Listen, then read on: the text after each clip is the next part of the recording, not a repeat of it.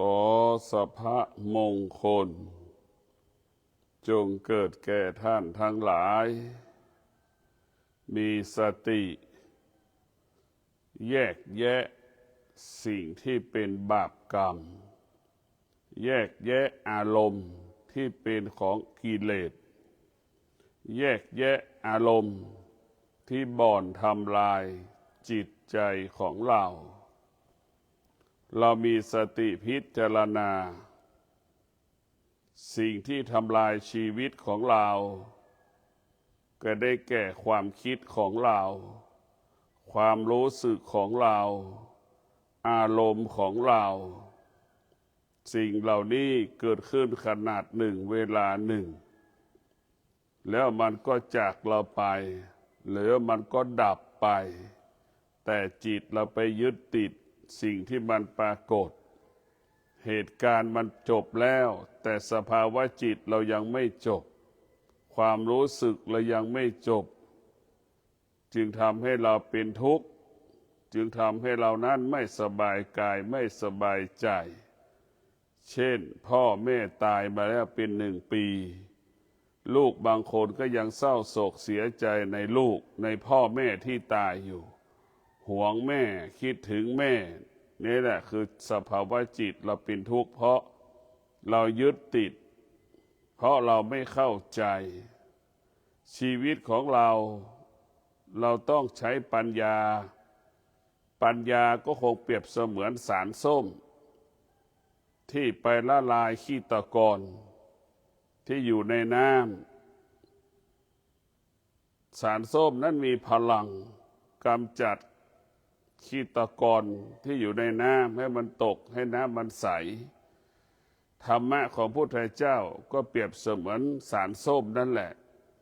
ความโลภความโกรธความหลงกิเลสตัณหาราคะก็เหมือนน้ำที่มันขุ่นๆประกอบไปด้วยขี้ตะกอนเมื่อเอาสารส้มไปแกว่งในน้ำสารส้มละลายแล้วขี้ตะกอนมันก็ตกธรรมะเมื่ออยู่ในจิตใจเราแล้วมันจะทำให้เราเห็นธรรมะก็หมายถึงปัญญาให้เราเห็น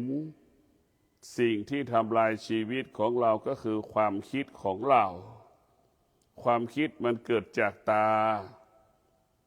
ความคิดเกิดจากหูที่สัมผัสกับเสียง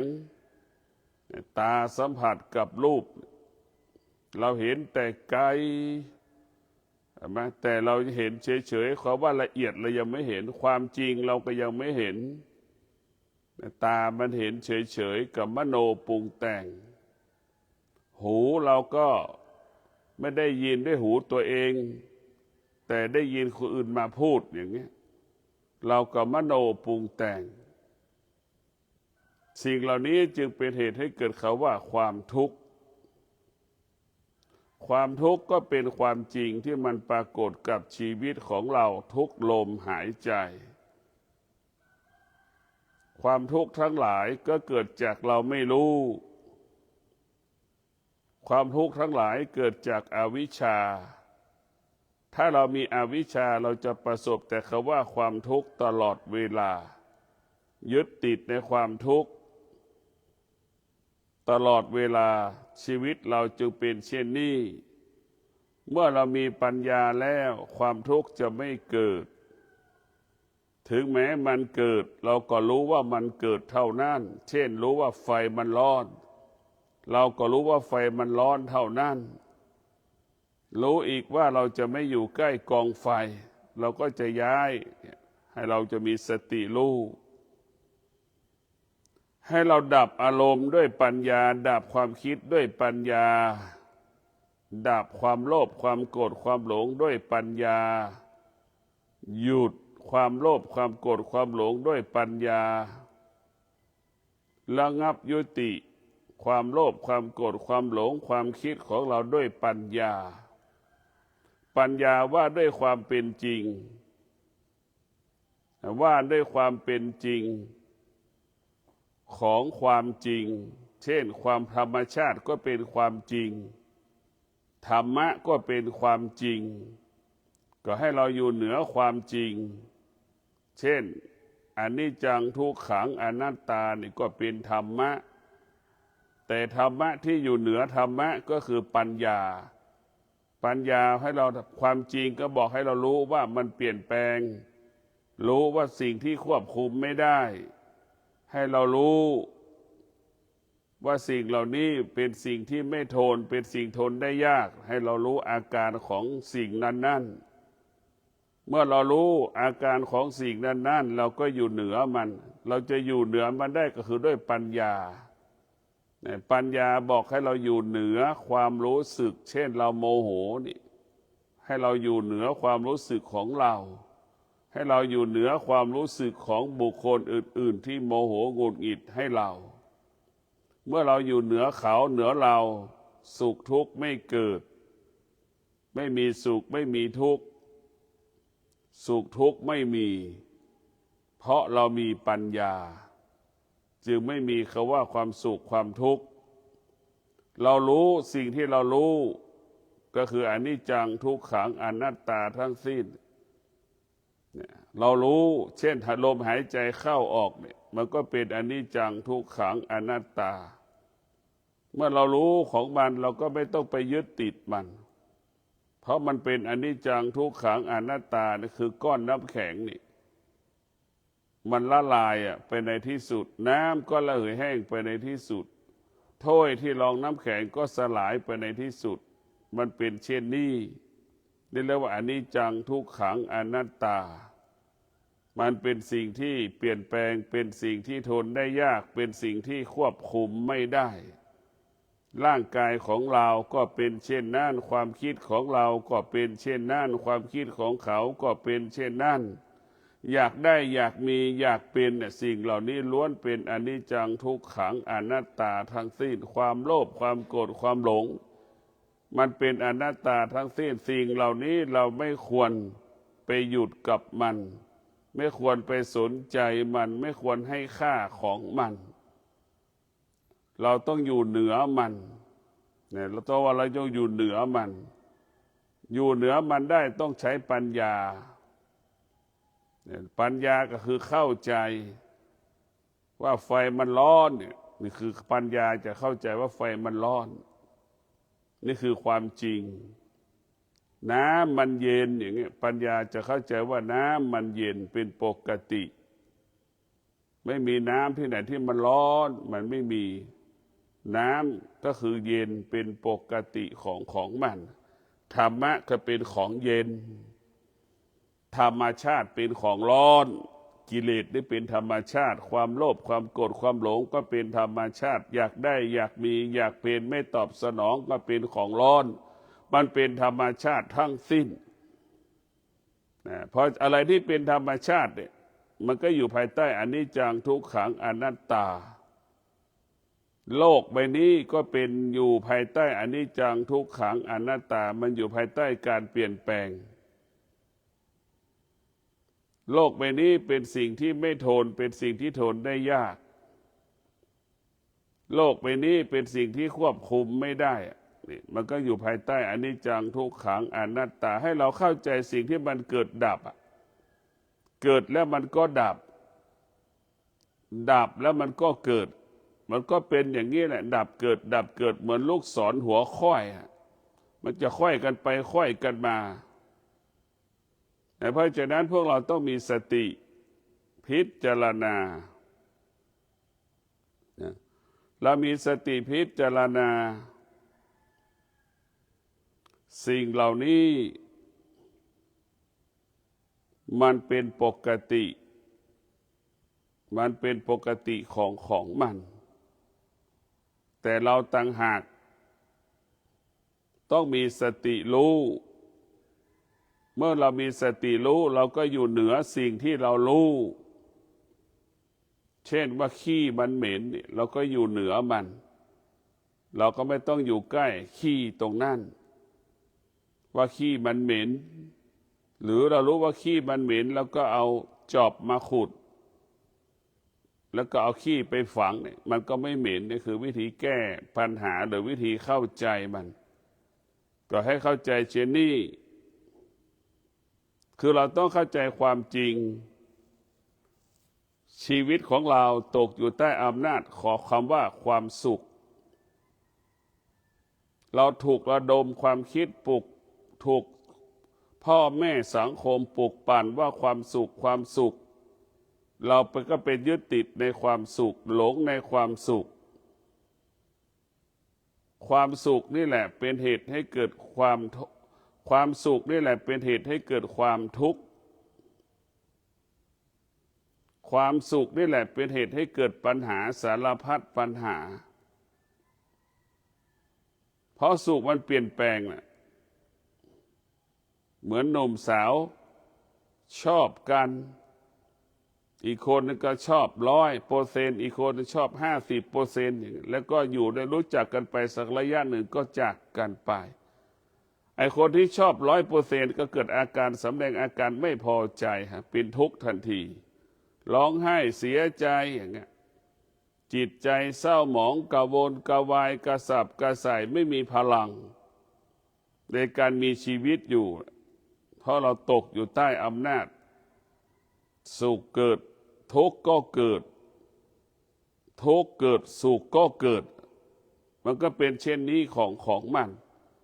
เรียกว่าสุขดับทุกข์ก็ดับทุกข์ดับสุขก็เกิดมันก็จะเป็นอย่างเงี้ยกลับไปกลับมาเพราะฉะนั้นพวกเราต้องเข้าใจอย่างละเอียดถี่ถ้วนจัดระเบียบสิ่งที่ทำลายคุณภาพชีวิตของเราเมื่อเรารู้เรื่องอนิจจังทุกขังอนัตตาแล้วว่ามันเป็นเช่นนี้เป็นแบบนี้เราก็ไม่ต้องไปยึดติดสิ่งต่างๆที่เราสัมผัสรู้สึกให้เรารู้เฉยๆรู้เฉยๆรู้เฉยๆเหมือนเราไปต่างประเทศมันก็เหมือนกันหมดไปแล้วไปอีกก็เช่นนั้นไปแล้วไปอีกก็เป็นเช่นนั้นไปแล้วไปอีกก็เป็นเช่นนั้นเหมือนเราไปหมู่บ้านต่างๆอำเภอต่างๆของประเทศไทยแล้วนะไปก็ไปก็เป็นเช่นนั้นไปอีกก็เป็นเช่นนั้นไปอีกก็เป็นเช่นนั้นมันไม่มีอะไรแตกต่างถ้ามันจะแตกต่างก็คนที่มีปัญญาถ้ามันจะแตกต่างคนนั้นสังคมนั้นมีความอดทนจะทำให้เราแตกต่างเรียกว่าธรรมะจะเป็นผู้สร้างความแตกต่างให้กับสังคมเช่นความอดทนหรือคนที่มีปัญญาเมื่อเรามีปัญญาแล้วเราก็จะแปะคนที่มีปัญญาเช่นสร้างวัดก็จะงดงามสร้างบ้านก็งดงาม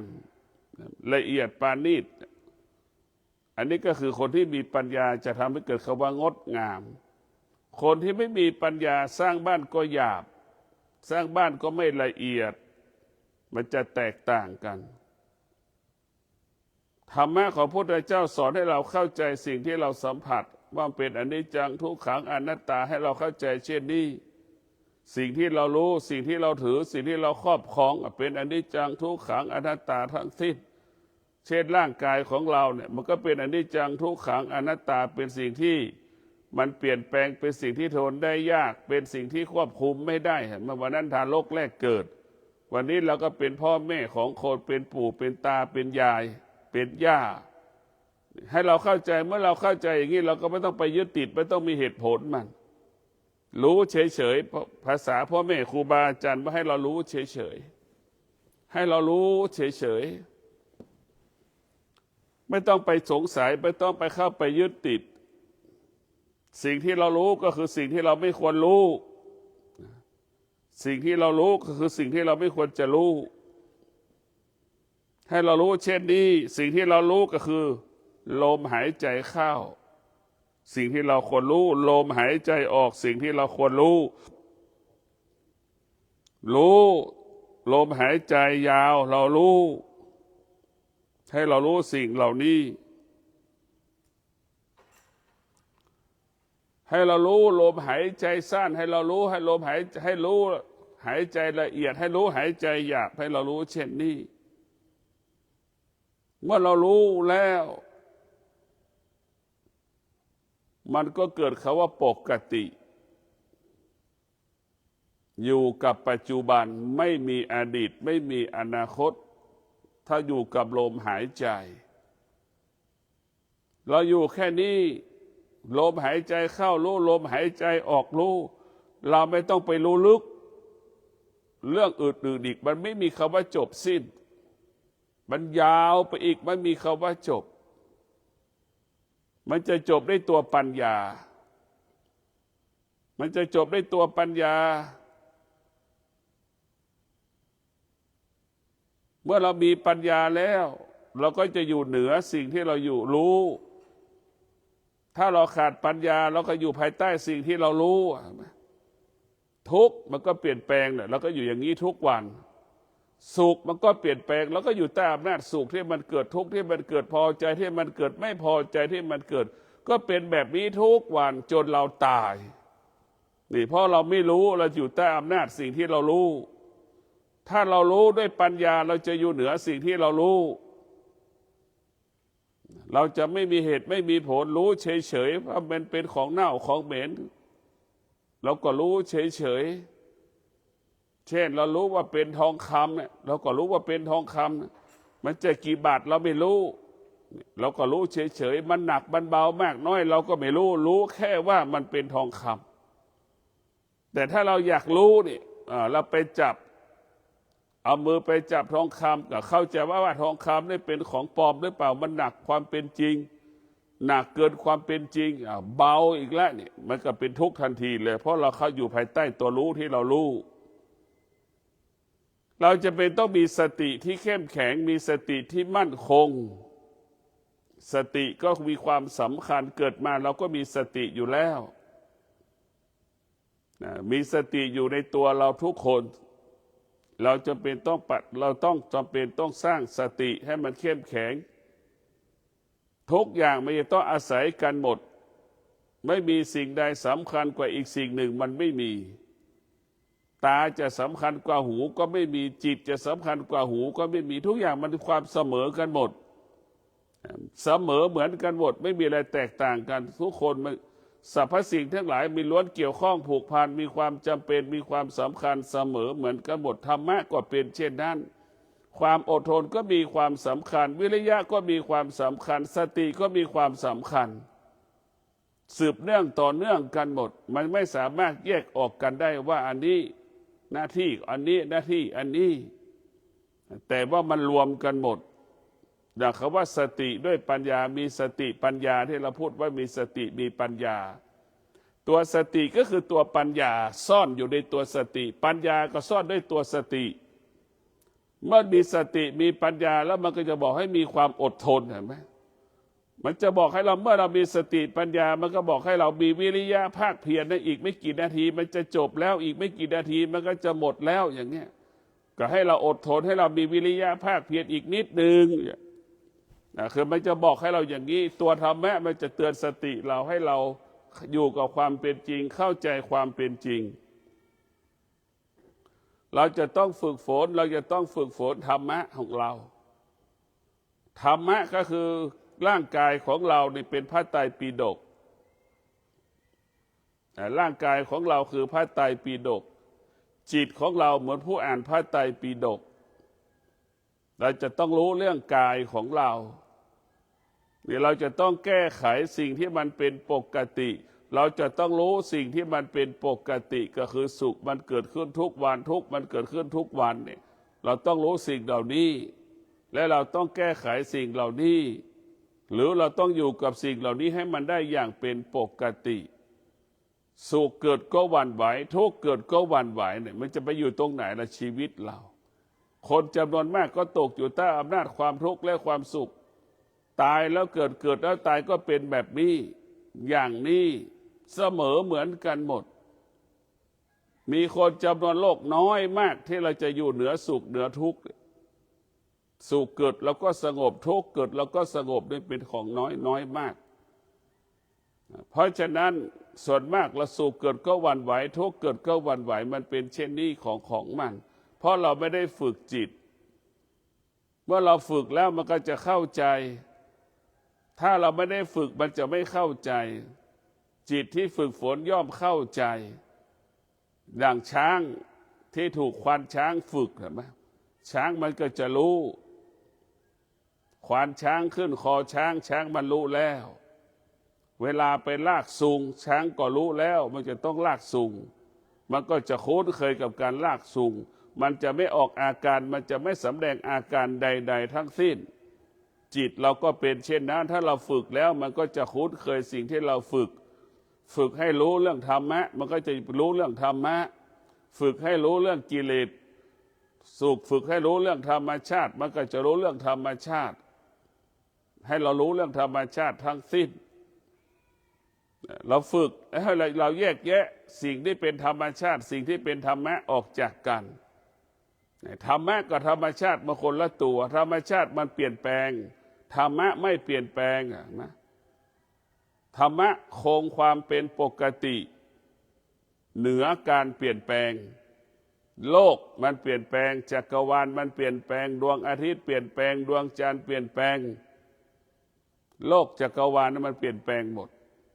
แต่ธรรมะของพระพุทธเจ้ามันไม่เปลี่ยนแปลงเมื่อธรรมะไม่เปลี่ยนแปลงเพราะมันคงอยู่เหนือการเปลี่ยนแปลงของโลกเมื่อใจเข้าใจใจนั้นจะไม่เปลี่ยนแปลงถึงแม้โลกจักรวาลดวงดาวดวงจันทร์ดวงอาทิตย์เปลี่ยนแปลงแต่ใจมันไม่เปลี่ยนแปลงเพราะใจมันเข้าใจเช่นเดียวกับเกิดแก่เจ็บตายปรากฏมันก็ไม่สะเทือนหวั่นไหวเพราะมันเข้าใจ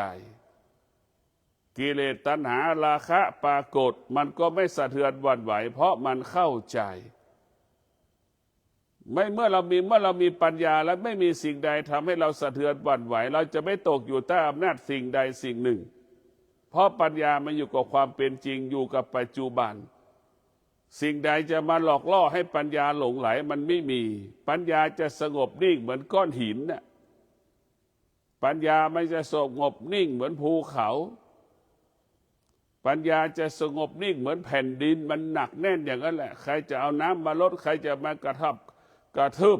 จะเอาขบกมาขจอบมาขุดมาเสียมันไม่มีอะไรไม่มีความหมายตัวปัญญาก็คือตัวสงบให้เราอยู่กับความจริงไม่โต้ตอบไม่ตอบสนองไม่สำแดงอาการไม่ออกอาการใดๆทั้งสิ้นนั่นแหละคือปัญญามันรู้ว่าสิ่งที่เรารู้ก็คืออนิจจังทุกขังอนัตตาปัญญามันบอกให้เราอยู่เหนืออนิจจังทุกขังอนัตตาให้เรารู้อนิจจังทุกขังอนัตตาแล้วให้เราอยู่เหนืออนิจจังทุกขังอนัตตาแต่คนทั้งโลกอยู่ใต้อนิจจังทุกขังอนัตตาไม่รู้แล้วก็อยู่ใต้ตัวสิ่งไม่รู้แล้วก็ไปยึดถึงสิ่งที่มันไม่รู้มันจึงเป็นทุกข์อยู่ทุกวันนี้เรียกว่าเรามีอวิชชามากเกินไปเมื่อเรามีอวิชชามันก็จึงเป็นผู้ไม่รู้เมื่อมันไม่รู้มันก็ยึดติดสิ่งที่มันไม่รู้มันจึงสุขทุกชั่วโมงทุกชั่วโมงเสียใจไม่สบายใจทุกชั่วโมงอึดอัดทุกชั่วโมงทุกปีก็เกิดอาการสำแดงอาการเป็นอย่างนี้แบบนี้นี่แหละคืออวิชชามันก็จะทำให้เราหลงมันไม่ให้เราถ้ามีอวิชชาเราก็อยู่ตกอยู่ใต้อำนาจสิ่งที่มันปรากฏดวงจิตเราจะสะเทือนหวั่นไหวตลอดเวลาเมื่อดวงจิตเรามีอวิชชาถ้าดวงจิตเรามีปัญญาตรงข้ามมันจะสงบนิ่งจิตมันจะสงบกายมันก็สงบมันจะไม่สะเทือนไม่หวั่นไหวใดๆทั้งสิ้นทุกวันนี้สภาวะจิตของเรามันวกไปวนมาเหมือนแมลงวันบินว่อนเหมือนผึ้งแตกรังเหมือนเราปล่อยงัวปล่อยควายออกจากคอกมันแตกตื่นอย่างนั้นกันหมดการฝึกจิตเราให้จิตของเราสงบให้กายเราสงบก็คือสงบรู้ด้วยปัญญาสงบรู้ด้วยปัญญาเราต้องรู้ด้วยปัญญารู้ความเป็นจริงรู้ความจริงก็คือพ่อแม่ไม่สามารถอยู่กับเราได้เราก็ไม่สามารถอยู่กับพ่อแม่ได้เรามีครอบครัวเราก็ไม่สามารถอยู่กับครอบครัวได้ตลอดเวลาครอบครัวก็ไม่สามารถอยู่กับเราได้ตลอดเวลามันเป็นเช่นนี้ของมันถ้าเราเข้าใจอย่างนี้ สภาวะจิตเราก็สงบมันก็ไม่ต้องวิตกกังวลลังเลสงสัยเพราะฉะนั้นพวกเราไปยึดติดมันถึงออกจากกันไม่ได้เพราะเราไปยึดติดผู้ที่ยึดติดคือทำให้เราออกเป็นจิตที่มันมีอวิชชาจะไปนั่งนอนวัดก็นอนไม่ได้เพราะเราไปยึดติดคิดไปสารพัดคิดนี่แหละคือเรามีตัวมีตนมากเกินไปเพราะฉะนั้นพระพุทธเจ้าสอนให้เราเข้าใจเรื่องความจริงของโลกความจริงของชีวิตถ้าเราแก้ไขสิ่งที่มันปรากฏกับร่างกายเราได้หรือเราเข้าใจสิ่งที่มันปรากฏกับร่างกายเราทุกวันได้เนี่ยเราจะประเสริฐที่สุดทุกวันนี้เราไม่เข้าใจสิ่งที่มันเป็นปกติสุขมันเกิดขึ้นแล้วมันก็จากเราก็ไม่เข้าใจเราจึงเป็นทุกข์ทุกข์เกิดแล้วมันก็จากเราก็ไม่เข้าใจมันก็เพิ่มความทุกข์ให้กับเราทุกสิ่งทุกอย่างที่เราครอบครองเป็นสิ่งที่ควบคุมไม่ได้เราก็ไม่เข้าใจพอควบคุมไม่ได้มันก็จากเราไปแล้วก็เสียใจมันก็เป็นอย่างนี้ทุกวันทุกวันทุกวันเห็นไหมทุกอย่างสิ่งที่เราครอบครองมันก็เปลี่ยนแปลงสิ่งที่เราครอบครองมันเป็นควบคุมไม่ได้มันก็เปลี่ยนมันก็เกิดอาการอีกเหมือนร่างกายของเราห้ามไม่ให้มันแก่มันเจ็บมันตายก็ห้ามไม่ได้เราจงเข้าใจว่าแก่มันก็เป็นปกติเจ็บมันก็เป็นปกติตายก็เป็นปกติให้เราเข้าใจโรคภัยไข้เจ็บที่มันเกิดจะรักษาไม่รักษามันก็หายให้เข้าใจเช่นนี้คนทุกคนเกิดมาจะมีโรคหรือไม่มีโรคมันก็ตายให้เราเข้าใจเช่นนี้แต่เราไม่เข้าใจมันเมื่อเราไม่เข้าใจมันเราก็ตกอยู่ใต้อำนาจอวิชชาอีกแหละร้องไห้เสียใจเมื่อสิ่งนั้นปรากฏอีกมันก็เป็นเช่นนี้ของมันขอให้พวกเราได้พิจารณาว่าสิ่งที่เราควรแก้ไขหรือสิ่งที่เราควรเข้าใจก็คือเข้าใจสิ่งที่มันเป็นปกติก็คือสุขที่มันปรากฏทุกวันทุกชั่วโมงนี่เราจะมีสติรู้ไม่ตอบสนองมันทุกปรากฏทุกวันเราก็มีสติรู้จะไม่ตอบสนองมันรู้เฉยๆไม่พอใจเกิดขึ้นเราก็มีสติรู้เฉยๆเรามีสติรู้เฉยๆเท่านั้น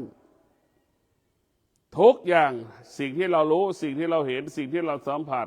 ให้เรารู้เฉยๆแต่ให้เรารู้เฉยๆเมื่อเรารู้เฉยๆเนี่ยมันก็สะสมกำลังกำลังมันก็จะเข้มแข็งขึ้นเรื่อยๆเหมือนน้ำที่เราไปใส่ตู้เย็นเห็นไหมเหมือนเราเอาน้ำไปทำน้ำแข็งนะจนถึงที่สุดน้ำมันก็กลายเป็นน้ำแข็งกำลังของเรากำลังสติเราจะเป็นเช่นนั้นแหละเหมือนน้ำแข็งที่เป็นก้อนมันจะแข็งอย่างนั้นแหละมันจะมีหนักอย่างนั้นแหละมีพลังแบบนั้นแหละมันจะเป็นเช่นนั้นสะสมมันค่อยๆสะสมมันจะเหมือนดังน้ำแข็งที่มันเหมือนความเย็นของน้ำที่มันสะสมท้ายสุดกลายเป็นก้อนน้ำแข็งมันจะเป็นเช่นนั้นความดีที่เราทำก็เป็นเช่นนั้นค่อยสะสมเรียกว่าความดีก็เกิดจากการกระทำของเรามันก็สะสมสิ่งที่เป็นบวกความชั่วก็เกิดจากการกระทำมันก็สะสมสิ่งที่เป็นลบมันเหมือนกันหมดแต่คนละเป็นคนละรูปแบบว่าเป็นบวกหรือเป็นลบเท่านั้นให้เราพิจารณาแต่ว่าสิ่งที่มันเกิดขึ้นนะคือเราจะต้องแก้ไขมันเรียกว่าสิ่งที่มันเป็นปกติพร้อมกับเราเกิดเราเข้าใจมัน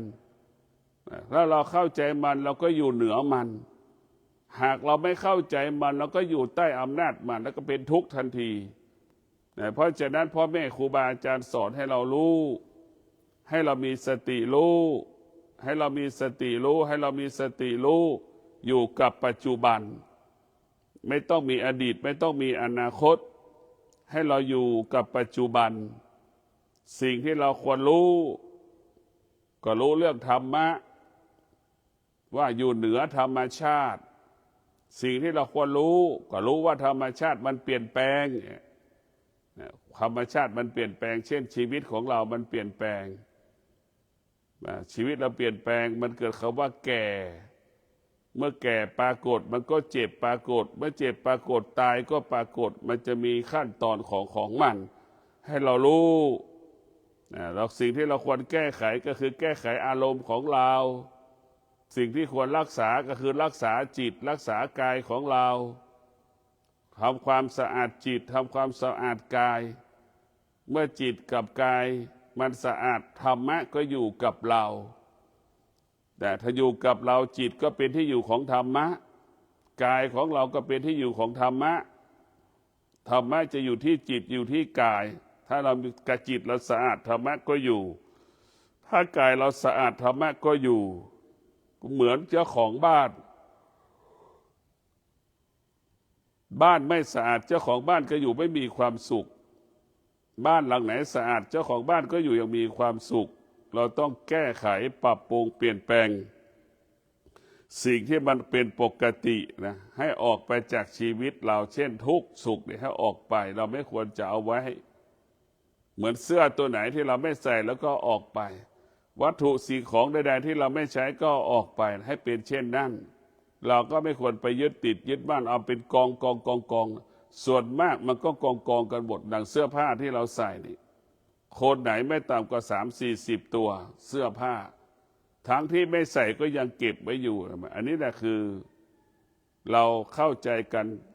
เพราะมีอวิชชาก็คือสะสมสั่งสมสิ่งที่มันเป็นธรรมชาติสิ่งที่มันเป็นอกุศลทั้งสิ้นแล้วก็สะสมสิ่งที่เป็นอกุศลแล้วเราจนถึงที่สุดเราก็แยกไม่ออกแยกแยะไม่ออกก็เลยเก็บจะให้ก็เสียดายอย่างเงี้ยใส่ก็ไม่ใส่นี่แหละมันก็จะเป็นแบบนี้เหมือนกันหมดคนส่วนมากของโลกเป็นเช่นนี้ให้เราเข้าใจเรื่องชีวิตที่มันเป็นปกติเราเข้าใจสิ่งที่มันเป็นปกติจิตเราก็ปกติเข้าใจสุขทุกข์พอใจไม่พอใจที่มันปรากฏทุกชั่วโมงอย่างเงี้ยเราจะต้องแก้ไขให้ได้หรือเราจะต้องมีสติรู้เท่าทานสิ่งที่มันปรากฏเมื่อเรามีสติรู้สิ่งที่เท่าทานปรากฏเราก็ต้องไม่ต้องไปตอบสนองมันเมื่อเราไม่ตอบสนองมันก็เป็นปกติจิตมันก็ปกติตลอดกาลมีสติพิจารณาสิ่งที่มันปรากฏตั้งแต่เราเกิดสุขทุกข์พอใจไม่พอใจอย่างเงี้ยเราต้องดับมาให้ได้ระงับมาให้ได้ยุติมาให้ได้ถ้าเราขาดสติสิ่งเหล่านี้จะปรากฏทุกวันและเราก็ไปตอบสนองมันเหมือนเราเอาน้ำไปรดต้นไม้มันก็โตวันโตคืนหนึ่งเหมือนเอาน้ำไปรดบนพื้นแผ่นดินหญ้ามันก็ออกอย่างเงี้ยถ้าเราไม่รดน้ำหญ้ามันจะไม่ออกถ้าเราไม่รดน้ำต้นไม้มันก็ไม่เติบโตเช่นเดียวกับความโลภความโกรธความหลงความสุขความทุกข์ก็เป็นเช่นนั้นมันโตขึ้นพร้อมกับเราเพราะเราไปตอบสนองมันนะเอาน้ำไปรดไม้ต้นทุกวันต้นมันก็ใหญ่เหมือนต้นโพนะเหมือนต้นยางมันก็ทำให้เป็นอย่างนั้นท้ายสุดมันก็ครอบครองจิตใจเราครอบงำจิตใจเราดังคนส่วนมากเป็นเช่นนั้น80อยู่ตกใต้อำนาจความสุขความทุกข์ใช่ไหมอายุ90ที่มันรู้สึกอยู่70มันก็ตกอยู่ใต้อำนาจความสุขความทุกข์นี่ก็ขอให้ท่านทั้งหลายมีสติพิจารณาแยกแยะสิ่งใดที่เป็นธรรมะสิ่งใดที่เป็นธรรมชาติเราแยกให้ได้แยกออกจากกันให้ได้เมื่อเรารู้ว่าธรรมชาติมันเปลี่ยนแปลงเราก็แยกหรือเรารู้ว่าธรรมชาติมันเปลี่ยนแปลงเราก็มีธรรมะเราก็อยู่เหนือธรรมชาติธรรมะก็คือปัญญาเราจะอยู่เหนือธรรมชาติเช่นแก่ปรากฏเราก็เข้าใจว่าแก่มันปรากฏเจ็บมันปรากฏก็เข้าใจว่ามันเป็นเช่นนี้เป็นแบบนี้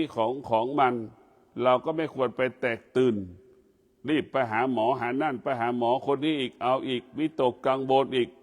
เมื่อความเจ็บป่วยปรากฏเราตกอยู่ใต้อำนาจความเจ็บป่วยและจะตกอยู่ใต้อำนาจความตายก็หาหนทางที่จะแก้ไขมันไม่ใช่วิธีคิดเราต้องเข้าใจมันเมื่อเราเข้าใจเราก็ปกติเมื่อเราไม่เข้าใจมันจิตเราก็ผิดปกติตกอยู่ใต้อำนาจเหตุการณ์ต่างๆปัญหาต่างๆที่มันปรากฏทุกลมหายใจ เมื่อใจเราเข้าใจใจเราก็จะปกติ ไม่มีสิ่งใดทำให้ดวงจิตเราสะเทือนหวั่นไหวได้ จิตเราจะอยู่เหนือการเปลี่ยนแปลงจิตเราจะอยู่เหนือสิ่งที่จิตรู้จิตจะไม่ยึดติดสิ่งที่จิตรู้